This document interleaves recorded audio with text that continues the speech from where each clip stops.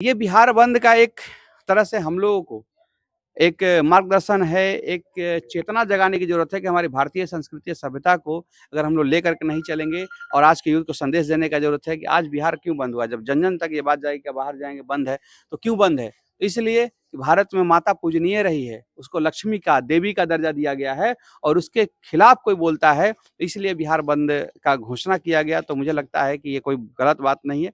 हम लोग लेकिन आप किसी भी भारत के माँ को गाली देना ये उचित नहीं है। आप अपने संविधान के दायरे में कोई काम कर रहे हैं, कोई गलत नहीं है, अपना काम करिए, रखिए और ये विपक्ष का भूमिका होता है अपनी बातों को रखने के लिए जन-जन तक। यही यही तो लोकतंत्र की खूबसूरती है। इसके अनुसार माँ को सारे तीर्थ के बराबर उनको रखा गया है। उनकी पूजा उस तरह से की जाती है। जो माँ है, हम लोग का सृजन करता है। हर कोई हम लोग माँ के द्वारा पाले गए हैं। माँ ही है जो हम लोग का पहली शिक्षक होती है।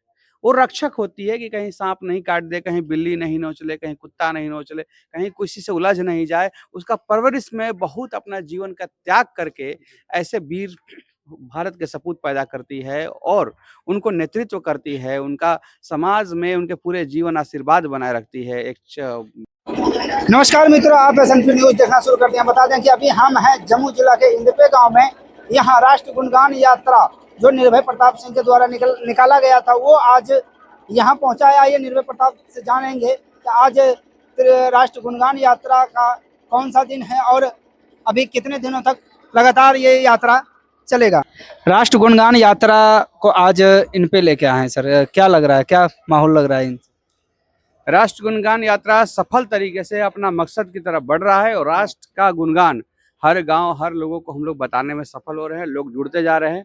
यूथ इस गुणगान यात्रा के समर्थन में हर गांव में खड़ा है, हर मोहल्ले में खड़ा है, स्वागत कर रहे हैं और ये बहुत ही अच्छा लग रहा है कि जो हम लोग पर्पस के लिए निकले थे, जो संदेश देने के लिए निकले थे, जो षड्यंत्रकारी को करारा जवाब देने के लिए निकले थे, इस राष्ट्र का जो धरोहर है, क्रांतिकारी सूरवीर जो उन्होंने आज़ादी की लड़ाई के लिए अपना जीवन और अपने त्याग बलिदान का गाथा उन्होंने बनाया है, उनको हम लोग इस संदेश को देने के सफल हैं। देखा जा रहा है कि हर एक गांव से लोग इस राष्ट्र के तिरंगा को लेकर काफी उत्साह हैं और आन बान शान के लिए लोग आगे निकल रहे हैं।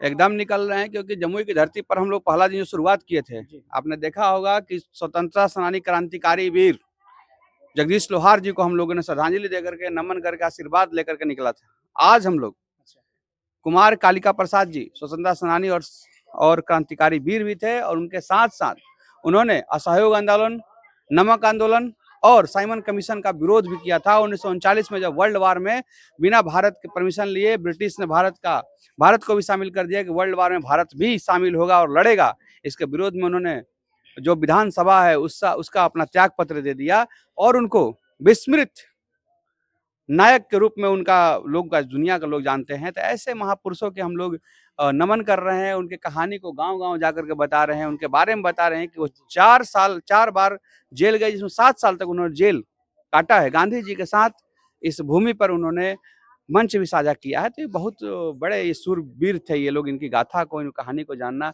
आज के खास करके जो बच्चे नवयुवक हैं, इनको जानने की जरूरत है।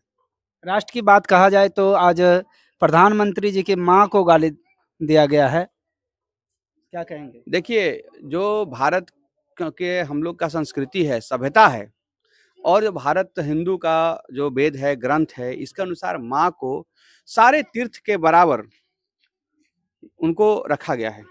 उनकी पूजा उस तरह से की जाती है। जो माँ है, हम लोग का सृजन करता है। हर कोई हम लोग माँ के द्वारा पाले गए हैं। माँ ही है जो हम लोग का पहली शिक्षक होती है। वो रक्षक होती है कि कहीं साँप नहीं काट दे, कहीं बिल्ली नहीं नोच ले, कहीं कुत्ता नहीं नोच ले, कहीं किसी से उलझ नहीं जाए। उसका परवरिश में बहुत अपना जीवन का त्याग करके ऐसे वीर भारत के सपूत पैदा करती है और उनको नेतृत्व करती है, उनका समाज में उनके पूरे जीवन आशीर्वाद बनाए रखती है एक वट वृक्ष की तरह। तो ये बहुत बड़ा ये अपमानित ये जो ये जो एपिसोड रहा है, विषय रहा है, ये बहुत ही घृणित और अपमानित करने वाला रहा है कि भारत की संस्कृति और इस भूमि पर कोई माँ की गाली दे और उसमें आप देख सकते हैं कि हमारे देश के यशस्वी प्रधानमंत्री जी अपना पूरा जीवन, क्योंकि उनका ना कोई परिवार है, यही पूरा देश ही परिवार है। उसके लिए वो लगातार 14 घंटा, 15 घंटा, 18 घंटा काम कर रहे हैं। तो ये पार्टी पॉलिटिक्स के ऊपर का चीज़ है, लेकिन आपको ये समझना चाहिए कि ये व्यक्ति किसी पार्टी के साथ-साथ देश के नेतृत्व कर रहे हैं, तो उनको हमको सम्मान करना चाहिए, चाहे किसी भी दल के प्रधानमंत्री या मुख्यमंत्री क्यों ना हो, चाहे लालू प्रसाद यादव जी भी क्यों ना हो, किसी को हो, अगर कोई महिला के उनके घर के तो पूरा देश के महिलाओं को अपमानित करने जैसा होगा तो ये गलत चीज़ है। वोट अधिकार यात्रा के स्टेज पर से ये गाली दिया गया है सर। किसी भी अधिकार यात्रा हर इस संविधान के अंदर हर व्यक्ति को अपना अधिकार और यात्रा के निकालने और बात करने का स्वतंत्रता है। लेकिन आप किसी भी भारत के माँ को गाली देना ये उचित नहीं है। आप अपने संविधान के दायरे में कोई काम कर रहे हैं, कोई गलत नहीं है, अपना काम करिए, रखिए और ये विपक्ष का भूमिका होता है अपनी बातों को रखने के लिए जन-जन तक। यही तो लोकतंत्र की खूबसूरती है।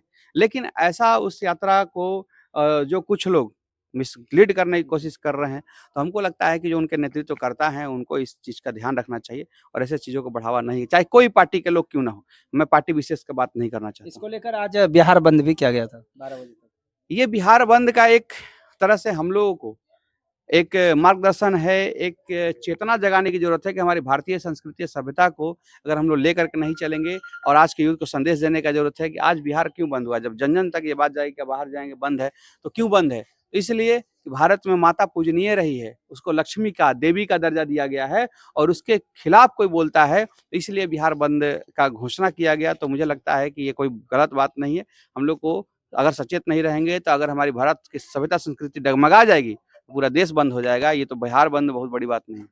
ये राष्ट्र गुणगान यात्रा और कितने दिनों तक चलेगा सर? राष्ट्र गुणगान यात्रा का जो हम लोग का उद्देश्य है कि भारत की धरती पर रहकर भारत के खिलाफ षड्यंत्र नहीं करें। कुछ ऐसे लोग हैं जो आप जानते हैं कि लगातार मेरे प्रति और मेरे से विरोध करते-करते, मेरे विचारों को विरोध करते-करते राष्ट्रीय ध्वज का भी अपमानित करने का काम किया और ऐसे लोगों को हम लोग करारा जवाब देना चाहते हैं कि आप इस लोकतंत्र में भारत के भूमि पर रह करके भारत के खिलाफ षड्यंत्र नहीं कर सकते। आपको अगर षड्यंत्र करना है और इस तिरंगे को अपमानित करने का प्रयास जो आप कर रहे हैं, तो आप इससे बेहतर होगा कि आप पाकिस्तान चले जाइए और ऐसे लोगों को मैं सभी लोगों को हर गाँव में कहना चाहता हूँ और निवेदन करना चाहता हूँ कि ऐसे जनप्रतिनिधि आपके गाँव में आता है, तो उसके गाँव के बाहर ही उनको बाय-बाय कह दीजिए और ऐसे लोगों को लोकतंत्र में कोई जगह आप ना दें, तो ज़्यादा बेहतर है।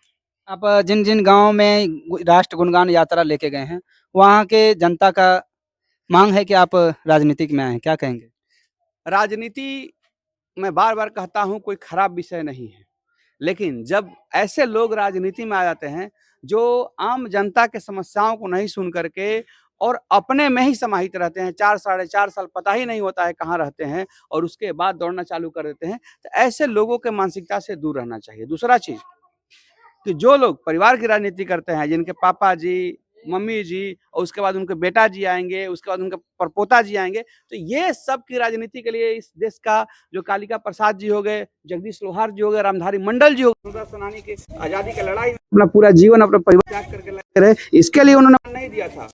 वो लोकतंत्र के खुद बाबा साहब अम्बेडकर, लौह पुरुष, सुभाष भगत सिंह, इन लोगों ने इस तरह के लोकतंत्र के नाच कराने के लिए उन्होंने अपना ये त्याग नहीं दिया था। ऐसे घर, ऐसे परिवार, ऐसे हो सकता है आप अच्छा खिलाड़ी होंगे, हो सकता है आप अच्छा शिक्षक होंगे, हो सकता है आप अच्छा व्यवसायी होंगे, लेकिन इसका मतलब वो ये नहीं कि आप अच्छा राजनेता बन जाइए। आप नेतृत्व करने की क्षमता होगा, नेतृत्व करने की क्षमता तो लोगों के बीच में जाओ, समझेंगे, उनकी समस्याओं के बीच में रहेंगे तब ना होगा।